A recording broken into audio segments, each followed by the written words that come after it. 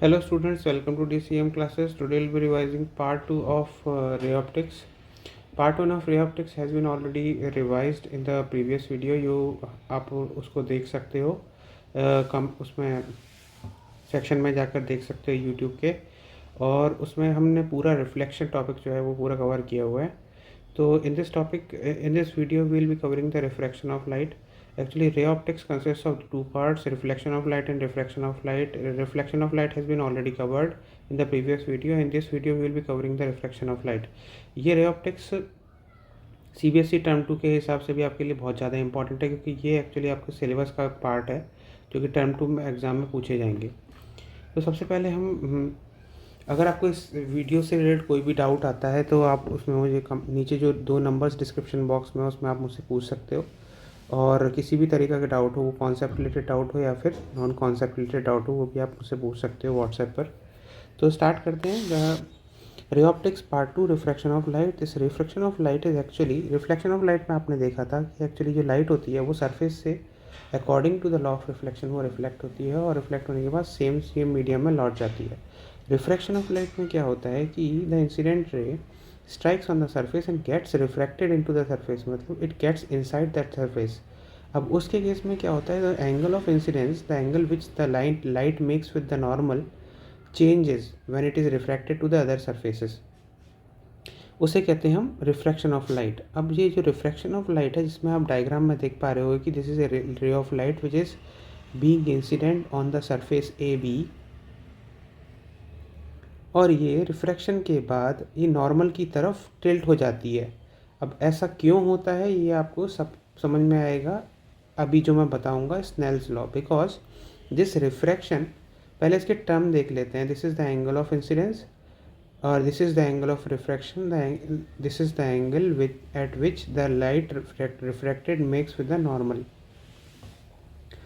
अब ये यहाँ पर μ1 क्या है? μ1 is the mu is the refractive index.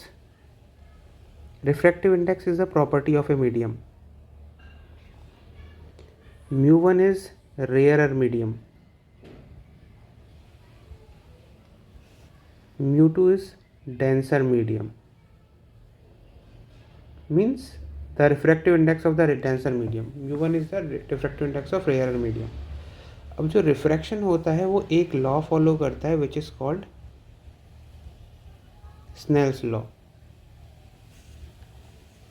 अब what is Snell's law? Snell's law is sin I by sin R is equal to mu2 by mu1. ये आपने 10th क्लास में ही पढ़ी होगी, पर अगर नहीं याद है तो कोई बात नहीं, यहाँ पर वही चीज़ अपन समझ रहे हैं. The refraction of light actually follows a law called Snell's law. जितने भी रिफ्रैक्शन होंगे वो इसी लॉ से फॉलो होते हैं, इसी लॉ को फॉलो करते हैं. अब इसमें क्या होता है कि what this states is the ratio of sine of the angle of the incident angle by sine of the refracted angle is equal to mu2 by mu1. Refractive index of a medium in which it is entering by refractive index of the medium from which it is going. ये हो गया आपकी Snell's law. अब next topic पर चलते हैं. Next topic है आपका principal of reversibility of light. अब आप देखोगे कि सब जैसे यहाँ पर एक लाइट आ रही है, ये लाइट इस सरफेस ए बी पर स्ट्राइक करती है पर्टिकुलर एंगल आई पर, और ये रिफ्रैक्ट हो जाती है एक पर्टिकुलर एंगल आर से. ये मैंने थोड़ा यहाँ ज़्यादा बना दिया, इसको थोड़ा छोटा कर देता हूँ इससे. तो ये रिफ्रैक्ट हो जाती है अंदर इस angle particular refract angle R से. तो उसके केस में हमें एक्चुअली में ये पता है कि sine I by sine are is equal to mu2 by mu1. Okay.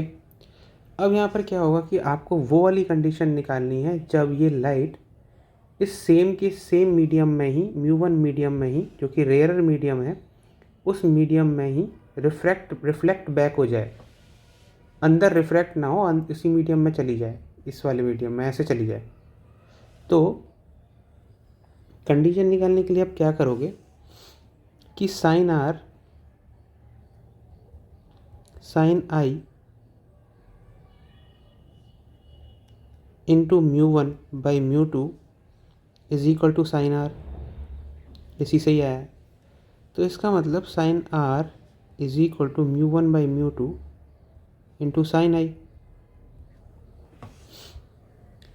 अब सोचिए कि आपके पास आप क्या कर रहे हो कि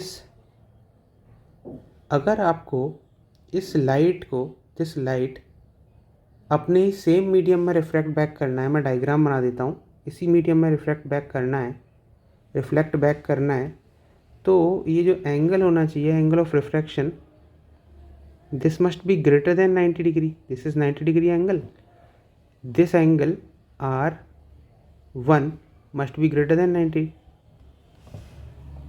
correct? If R1, तो मैं यहाँ लिख देता हूँ कि if R is greater than 90 degree, तो उसके केस में साइन आर क्या होगा, sine R will be greater than sine 90, correct? यानी कि sine R will be greater than 1, okay. But sine R, लेकिन हमने इक्वेशन 1 से क्या निकाला था कि sine are is actually mu one by mu two into sine I, which is greater than 1। तो इसका मतलब sine I is greater than mu two by mu one, meaning I is greater than sign inverse mu two by mu one. तो इससे आपके पास एक condition आती है कि जब एंगल ऑफ इंसिडेंस की value greater than sign inverse mu two by mu one होती है, तो आपकी लाइट सेम मीडियम में रिफ्रैक्ट हो जाएगी। इसका एक लिमिटिंग केस भी है कि केस इसका क्या है कि सपोज कंडीशन, सेकंड केस है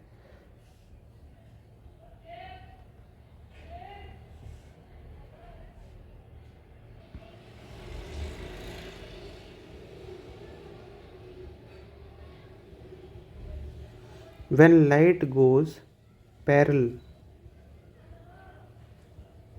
to surface of incidence, यानी कि लाइट अकॉर्डिंग, ये जो लाइट रेड वाली लाइट है उसके पाथ के साथ चली जाए, तो उसके केस में आपके पास क्या आएगा, कंडीशन क्या आएगी कि साइन आई, स्नेल्स लॉ लगाते हैं हम, sine I by sine R. अब यहाँ पर आर की वैल्यू 90 डिग्री है क्योंकि पैरेलल जा रही है, तो sine 90 is equal to mu two by mu one. तो उसके केस में आई की वैल्यू होगी आपकी sine inverse mu two by mu one. तो यहाँ से आपके पास दो कंडीशंस आ रही हैं जो कि आपको प्रॉब्लम सॉल्विंग में हेल्पफुल होंगी। पहली कंडीशन कि अगर आपके पास लाइट है और ये लाइट को अगर आपको सरफेस के पैरेलल लेकिन निकाल देना है, तो आपका एंगल ऑफ इंसिडेंस होना चाहिए sign inverse mu two by mu one. और अगर आपको लाइट को रिफ्लेक्ट बैक करना है उसी मीडियम में, तो आई एंगल ऑफ इंसिडेंस की वैल्यू होनी चाहिए आपकी sine inverse mu two by mu one. This is called the principle of reversibility of light, the principle in which the light gets reversed into its own medium. Okay, अब चलते हैं हम next concept पर। Next concept is what, next concept is of total internal reflection. Total internal reflection, ये आपका use कहाँ होता है, ये है case of optical fibre. Optical fibre आप कहाँ पर देखोगे, जहाँ अगर आपने अपने घर पर इंटरनेट लगवा रखा है तो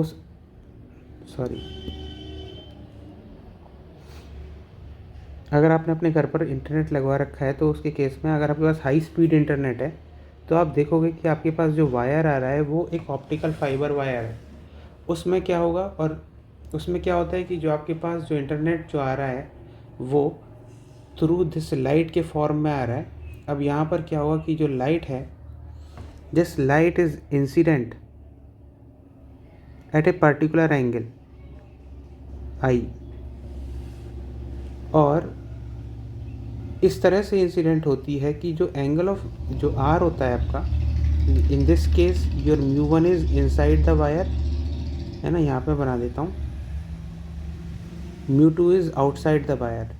म्यू टू यूजुअली 1 होता है क्योंकि एयर होती है, तो उसके केस में क्या होता है, म्यू वन आपका डिफरेंट हो सकता है। तो उसके केस में आपके पास क्या होता है कि यहाँ पर आप वही स्नेल्स लॉ लगाओगे, sine I by sine are is equal to mu two by mu one. ज़रूरी नहीं है म्यू वन म्यू टू कुछ एयर ही हो, मैं तो जनरल केस बताया। पानी के अंदर भी रख सकते हो आप इस ऑप्टिकल फाइबर को, तो मैं एक जनरल केस ही ले रहा हूँ, म्यू टू ही ले रहा हूँ उसको। तो ये म्यू टू है, तो उस केस में क्या होगा कि sine are is equal to mu one by mu two into sine i. अब आपकी कंडीशन क्या है कि आर की वैल्यू जो है वो ग्रेटर देन 90 डिग्री होना चाहिए, क्योंकि लाइट इधर रिफ्लेक्ट हो सकती है। अगर ग्रेटर देन 90, ये है 90 डिग्री, अगर ग्रेटर देन 90 डिग्री है तो ये अंदर की तरफ रिफ्लेक्ट हो जाएगी। This r is greater than 90 degree, this angle, this blue angle is greater than 90 degree. तो उसके केस में क्या होगा, r is greater than 90 degree means sine r is greater than 1, means mu one by mu two into sine i is greater than 1, यानी कि sine i is greater than mu 2 by mu 1, meaning I is greater than sin inverse mu 2 by mu 1. Same condition of reversibility of light. So because of this condition of reversibility of light is used here to make the optical fiber type of wire, जिसमें आपका total internal reflection होता है। और total internal reflection useful किस लिए होता है, जिससे कि आपकी जो बैंडविड्थ है इंटरनेट की बैंडविड्थ, वो आप जितनी सप्लाई की गई है उतनी ही आए। तो this is your condition for total internal reflection. ये ऑप्टिकल फाइबर्स में यूज़ होता है, और दूसरा ये मेडिकल में भी होता है, जब आपको ऑपरेशंस में डॉक्टर्स को बॉडी पार्ट के अंदर लाइट देने की ज़रूरत पड़ती है, जिससे कि वो सर्जरी कर पाएँ। तो नेक्स्ट टॉपिक है reflection through spherical surfaces. Reflection through spherical surfaces, इसमें जो आप फॉर्मूला डिराइव करने वाले हो वो है mu two by v minus mu one by u is equal to mu two minus mu one by are.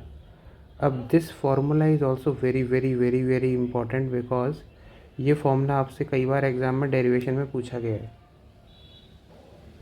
इस फार्मूले में आप क्या देखो, इसमें आप क्या देखोगे इसकी डेरिवेशन में, कि सपोज़ पहले मैं इसका प्लॉट समझा देता हूँ आपको कि हो क्या रहा है यहाँ पर, कि this is a spherical surface. ये जो सरफेस आपको दिख रहा है this is a spherical surface. अब इस सरफेस में, this is your spherical surface. अब इस पर्टिकुलर सरफेस में यहाँ पर ऑब्जेक्ट से एक लाइट आ रही है जो कि इससे रिफ्रैक्ट होती है। इसको आप थोड़ा सा एक्सटेंडेड समझ लो, यहाँ से रिफ्रैक्ट होती है, और रिफ्रैक्ट होने के बाद ये लाइट इमेज पर स्ट्राइक करती है प्रिंसिपल एक्सिस पर, यहाँ इमेज बनती है, और दिस इज़ योर नॉर्मल जो कि सेंटर ऑफ कर्वेचर पर स्ट्राइक करता है। तो यहाँ पर आपको ये पता होना चाहिए कि this distance from pole to centre is actually r, radius of curvature. Mu1 is the refractive index of the medium from which the light is coming from the object, and mu2 is the refractive index of the medium in which the light is going after refraction. तो ये है। अब आप इसमें देखोगे कि ये जो एंगल होगा आपका, this must be angle of incidence I, and this must be your angle of refraction. Okay, because this is normal. ये अगर आपका नॉर्मल है ना सरफेस के, तो ये एंगल ऑफ इंसिडेंस होगा, ये एंगल ऑफ रिफ्लेक्शन होगा। अब इसकी डेरिवेशन कर देखते हैं कि डेरिवेशन कैसे होगी। डेरिवेशन बहुत ज़्यादा इंपॉर्टेंट है। सपोज़ आपका जो ये वाला, जो इसमें जो एजम्पशंस जो आपको एज्यूम करने होंगे, एजम्पशंस आर कि lens is thin, sorry surface is very thin, तो उसका कर्वेचर बहुत स्मॉल होगा, यानी कि PG value, this PG distance is approximately equal to 0, है ना। तो पहली कंडीशन ये है, यानी कि GI is equal to PI which is equal to V। दूसरा PO is equal to GO which should be equal to U। ये सेकेंड कंडीशन क्या आपको एज्यूम करनी पड़ेगी कि angles are very small,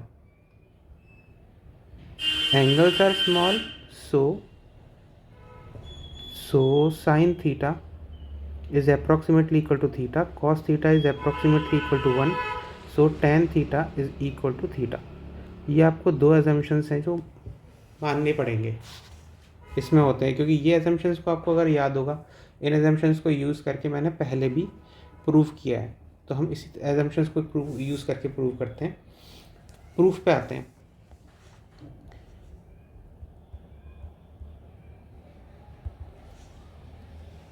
proof is, अब सबसे पहले ये रिफ्रैक्शन हो रहा है, तो रिफ्रैक्शन में आप सबसे पहले तो ये लगाओगे कि sine I by sine r, Snell's law, which is equal to mu two by mu one.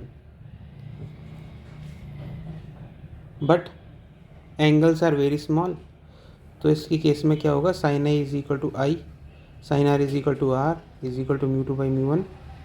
तो आपके पास एक कंडीशन आ जाती है, mu one into i is equal to mu two into are. This is your first condition. अब मान लीजिए मैंने यहाँ पर कुछ चीज़ें डिफाइन कर देता हूँ कि this angle is suppose alpha and this angle is beta,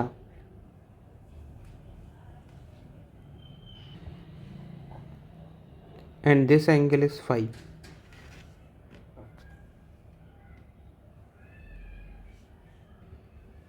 If this angle is beta, then this angle is beta, तो आपको ये एंगल हटाना पड़ेगा, दिस एंगल इज़ फाई। ये है correct diagram, this is beta, this is phi. अब हम actually अपनी कुछ चीज़ें देख लेते हैं कि what is value of I.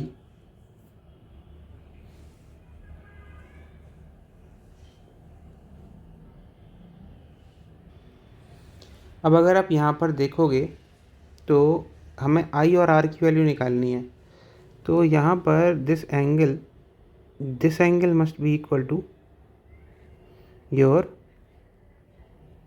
Pi minus of alpha plus beta, because this is alpha, this is beta, this angle will be pi minus alpha plus beta. अब I will be equal to what? Since this total angle is pi, so angle I will be equal to pi minus of alpha plus beta. So this will be equal to alpha plus beta. इसका मतलब i angle is alpha plus beta. This is your second equation. Third equation आप देखोगे कि are की value आपको निकालनी है, तो r will be equal to this r is equal to beta minus five. This is your third equation. Okay, तो अब जब इसको आप इस कंडीशन में फर्स्ट में कुछ यूजिंग 2 and 3 इन 1, तो आपको पता चलेगा कि mu one into alpha plus beta is equal to mu two into beta minus five, which you can also write as mu one into ten alpha plus ten beta, क्योंकि angles बहुत small हैं, is equal to mu two into ten beta minus ten five. अब इसमें आप देखो tan beta ten five क्या है। Tan alpha is what? Tan alpha is, अगर मैं इस पॉइंट को डिनोट कर देता हूँ कि इस पॉइंट को आप डिनोट कर दो N, suppose this point is N,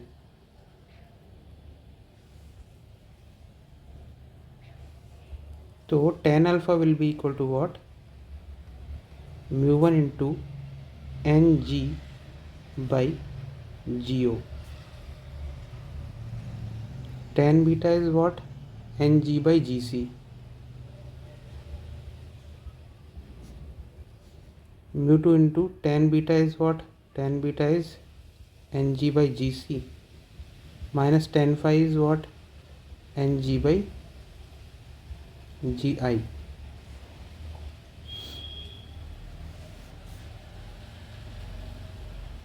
अब आपको याद होगा कि यहाँ पर एन जी है, तो एन जी को आप कैंसिल कर सकते हो, ये ऑल कैंसिल हो गए। म्यू वन इंटू जियो मैंने आपको पहले ही एक्सप्लेन किया था, GO is U because surface is very thin, PG is approximately equal to 0. This is 1/U. GC is what? This is GC. GC is actually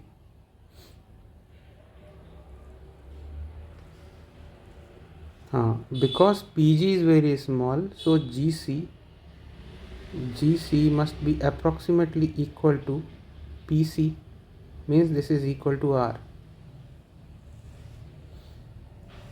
तो 1/R is equal to mu2 into 1/R minus GI is equal to 1/GI is equal to V. तो यहाँ से आपकी एक condition आती है which is equal to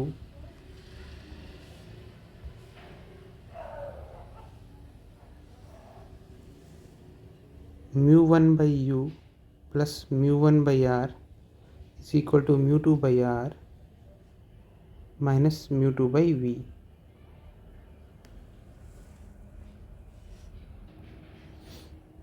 और अब आपके पास क्या आएगा, mu2/V plus mu1/U is equal to mu2 minus mu1/R. पर अब ये पूरा प्रूव नहीं हुआ है. यहाँ पर क्या है कि यहाँ पर आपको याद होगा कि यहाँ पर हमने साइन कन्वेंशन तो अप्लाई की ही नहीं है. क्यों? क्योंकि आपको याद होगा कि पिछले केस में मैंने आपको बताया था कि जब भी लाइट के डायरेक्शन में आप डिस्टेंसेस मेजर करते हो तो वो पॉजिटिव होते हैं और लाइट के अगेंस्ट डिस्टेंस नेगेटिव होते हैं. यहाँ पर लाइट का डायरेक्शन लेफ़्ट टू राइट है, तो उसके केस में आपने जितने भी डिस्टेंस मेजर किए हैं, radius is positive, V is positive, only what is negative, U is negative, because distance light के अगेंस्ट डिस्टेंस मेजर किया जा रहा है फ्रॉम द पोल. तो उसके केस में आप क्या करोगे, mu2/B plus mu1/ minus U is equal to mu2 minus mu1/R, which is equal to mu2/V minus mu1/U is equal to mu2 minus mu1/R. This is your refraction through the surface proved.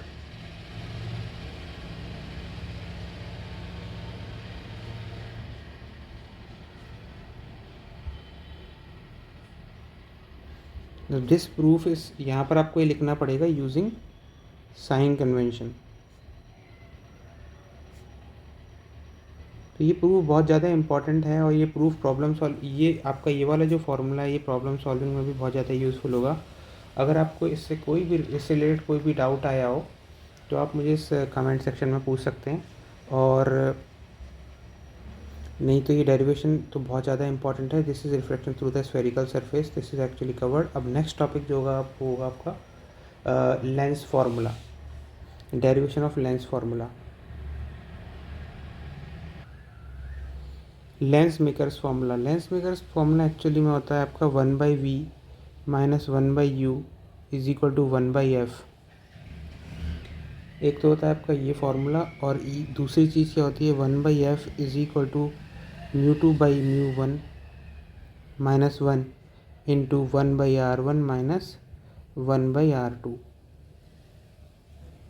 अब ये formula है किस लिए, मैं एक diagram बना, ये है मतलब कि जैसे कि आपके पास हो क्या रहा है कि यहाँ पर आपके पास एक लेंस है. This is your lens. Light object से आ रही है और ये रिफ्रैक्टिव इंडेक्स mu1 के मीडियम से आ रही है, और फिर ये रिफ्रैक्ट होती है पहले सरफेस पर और फिर दूसरे सरफेस से रिफ्रैक्ट होती है और फिर इमेज बनाती है, स्ट्राइक करती है प्रिंसिपल एक्सिस पर. तो उसके केस में जो फोकल लेंथ होगी इस लेंस की, इस पर्टिकुलर लेंस की, this will be equal to mu2/mu1 minus 1 into 1/R1 minus 1/R2. अब ये वाला जो फार्मूला है आप किसी भी सरफेस लेंस के लिए यूज़ कर सकते हो. ज़रूरी नहीं आपका लेंस ऐसा ही हो. अगर आपका लेंस इस तरह से का है तो उसके लिए भी आप यूज़ कर सकते हो. बस इस फॉर्मूले में क्या है, इस पर्टिकुलर लेंस के लिए आपको फॉर दिस केस 1 आपको क्या लेना पड़ेगा, लाइट लेफ़्ट से राइट आ रही है तो साइन कन्वेंशन अप्लाई करते हुए U will be negative and R1 will be positive and R2 will be negative and V will be positive. Same case direction of light की केस में पोल से आप निकाल रहे हो डिस्टेंस इमेज का डायरेक्शन ऑफ लाइट की डायरेक्शन में, तो वो पॉजिटिव होगा, अगेंस्ट नेगेटिव होगा. अब इस वाले केस में क्या होगा, केस 2 में इसमें ऑब्जेक्ट यहाँ पर रखा हुआ है ये यू डिस्टेंस पर है और ये सरफेस 1 है, ये सरफेस 2 है। यहाँ पर इसका रेडियस अगर R1 है, इसका रेडियस R2 है, तो उसी केस में क्या होगा, अगर इमेज यहाँ भी बन रही है, V बन रही है, तो उसी केस में क्या होगा आपका कि यहाँ पर R1 नेगेटिव होगा, क्योंकि इस सरफेस, पहले सरफेस का रेडियस और कर्वेचर लेफ्ट की साइड में, लाइट आ रही है आपकी ऐसे,